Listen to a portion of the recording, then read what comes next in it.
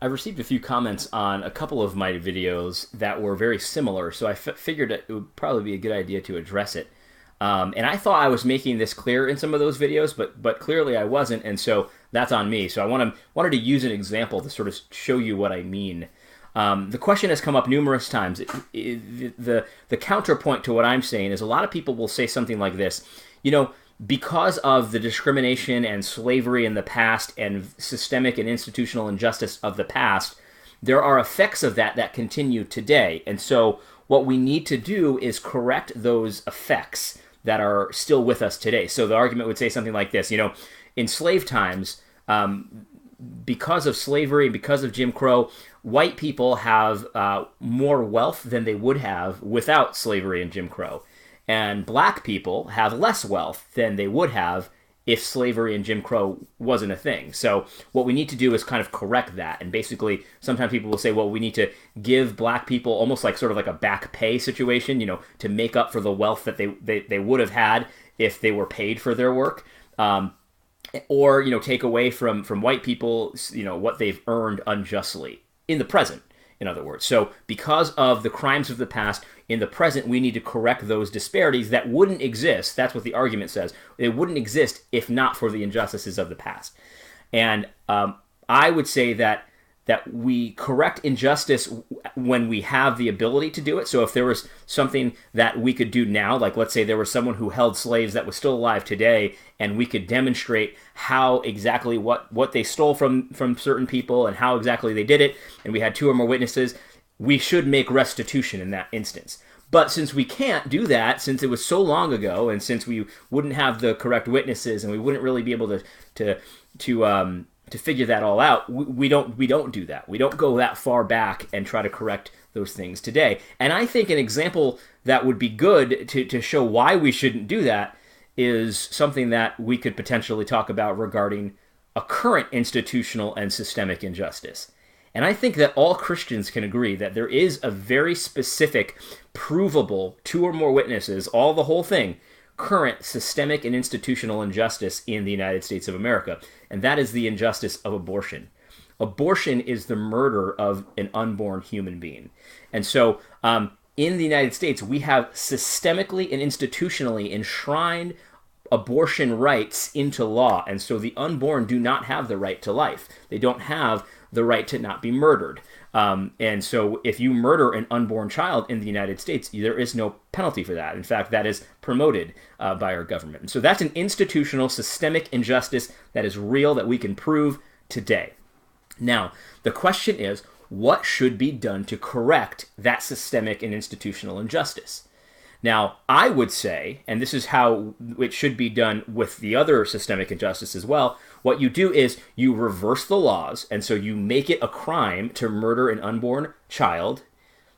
It's amazing that we even have to say that. This is so basic, but it should be a crime, a criminal act to murder an unborn child. So we change the law, and then that's what we do. We sort of we prosecute people who do kill their unborn children. The just penalty for murder. We accomplish that kind of thing, and in that way, that's how you establish justice, because God's law says that murder should be a crime, and we establish justice in that way. People will still murder. That's very true. People will still have abortions, but they would be prosecuted with two or more witnesses and the whole thing.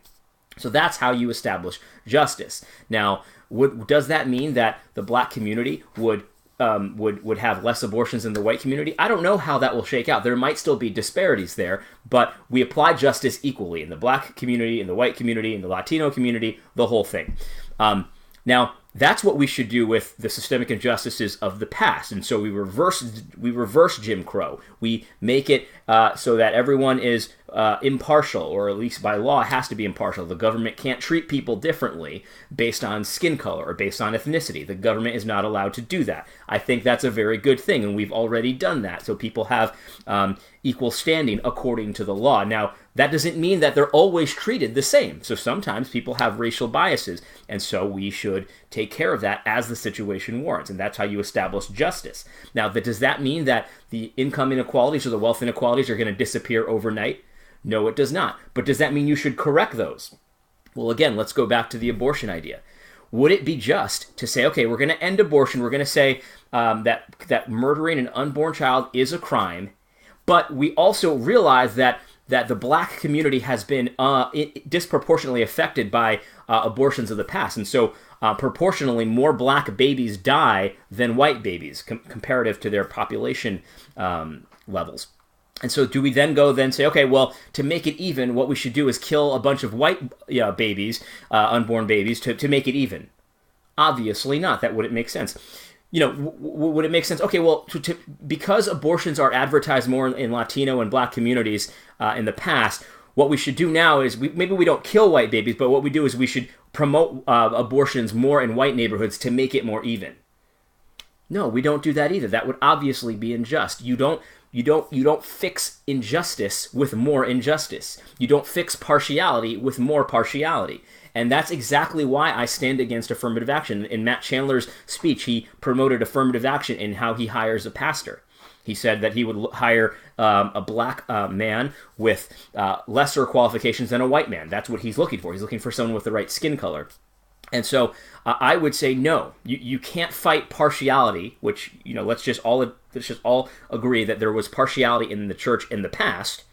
But you can't say, okay, to correct that, what we'll do is we'll have more partiality now in reverse, and so that'll correct the injustice.